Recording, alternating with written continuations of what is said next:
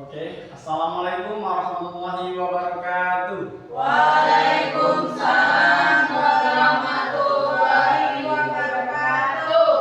Baik, kita hari ini bertemu lagi di mata pelajaran fisika.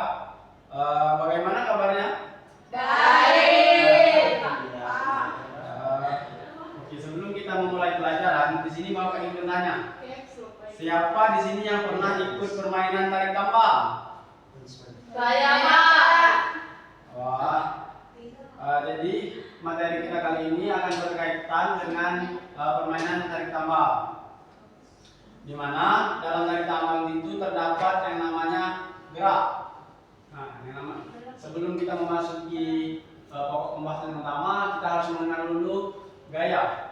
Gaya adalah suatu tindakan yang berupa tarikan atau dorongan yang dilakukan pada sebuah benda, sama halnya pada saat permainan tarik tambang.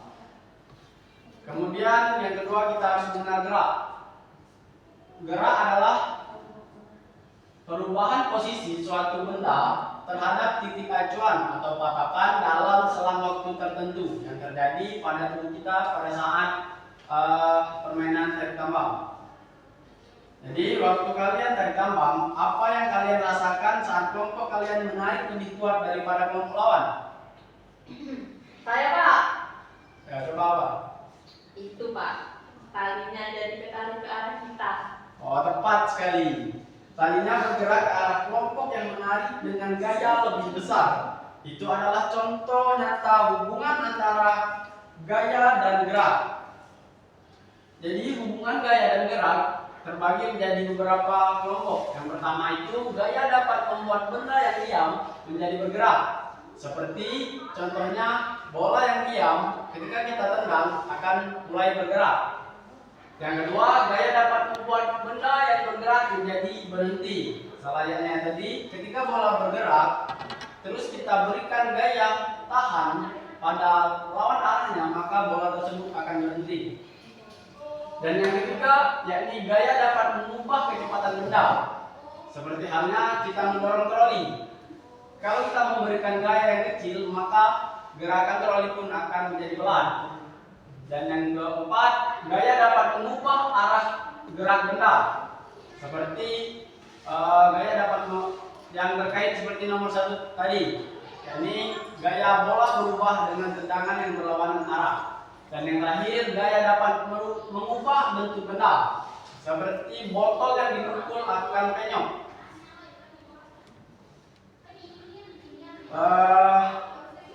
Di sini Bapak memiliki sebuah PET atau simulasi. Coba anak-anak sekalian perhatikan ya. Iya Pak. Taruh orang gede dulu sini.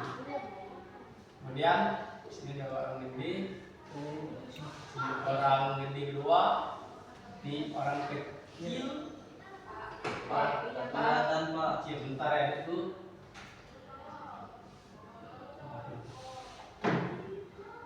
Nah, jadi itu. Kita mulai ya.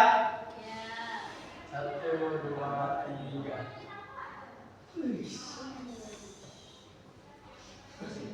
Nah, di sini Bapak ingin bertanya, kenapa talinya tidak bergerak?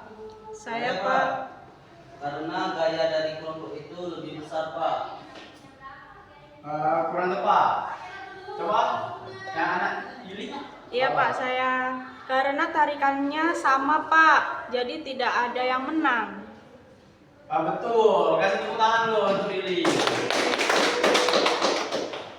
Itu artinya gaya yang kiri dan yang kanan seimbang sehingga gerak benda tidak berubah.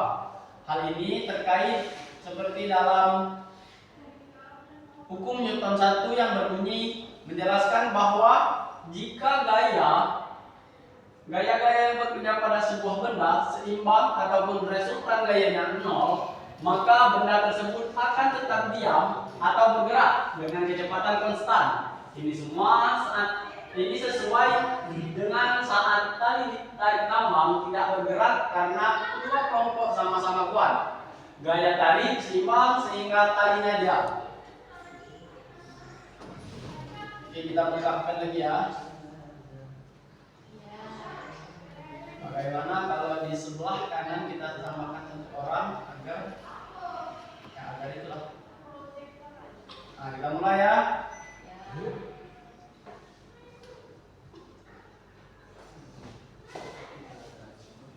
Nah, coba ada yang bisa jawab kenapa sekarang talinya bisa bergerak? Apa saudara Akbar? Karena gaya dari kelompok itu lebih besar, Pak.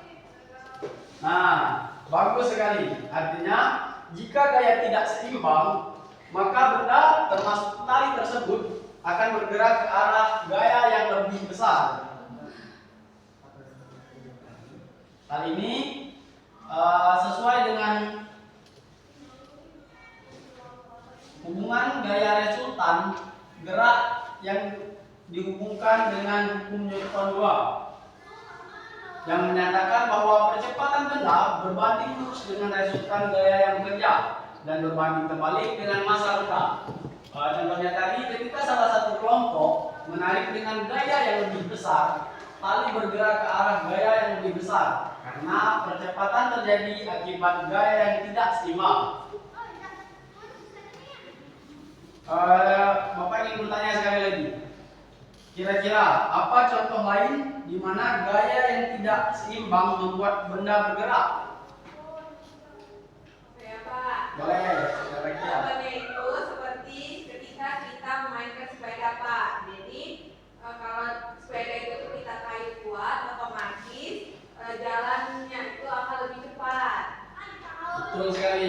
Coba, saudara Pras, salah lagi Pras. Itu Pak, contohnya itu di pintu kan, kalau kita dorong keras terus pintu itu pasti akan kita Betul.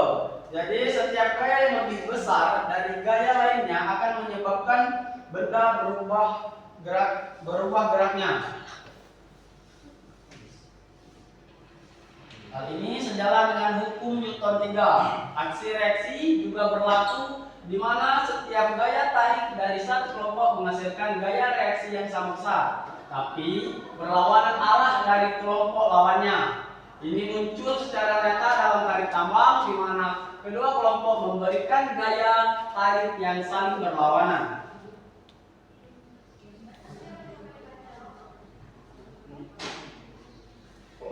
Nah, jadi itulah tadi pembelajaran kita pada pertemuan kali ini. Adapun kesimpulan yang bisa kita simpulkan bersama yakni gaya yang seimbang yakni berarti benda yang tidak bergerak ataupun diam. Sebaliknya, gaya yang tidak seimbang benda bergerak ke arah gaya yang besar. Mungkin pada penutupan pembelajaran hari ini kita sudah paham bahwa Bapak ingin bertanya dulu, apakah semuanya paham pada materi pembelajaran kali ini? Nah, karena kalian sudah paham bahwa gerakan sebuah benda sangat dipengaruhi oleh besar kecilnya gaya. Tarik tambang adalah contoh paling dekat dengan kehidupan kalian. Adapun mungkin pada pertemuan kali ini Bapak akan mengasihkan pekerjaan rumah ataupun tugas rumah, yakni tuliskan 2 contoh gaya seimbang dan 2 contoh yang tidak seimbang yang kalian temui dalam kehidupan sehari-hari. Begitu saja yang dapat Bapak sampaikan. Bapak akhiri. Wallahu muwaffiq ila aqwamit thoriq. Pada Allah Bapak mengampun, pada kalian Bapak mohon maaf. Assalamualaikum warahmatullahi wabarakatuh.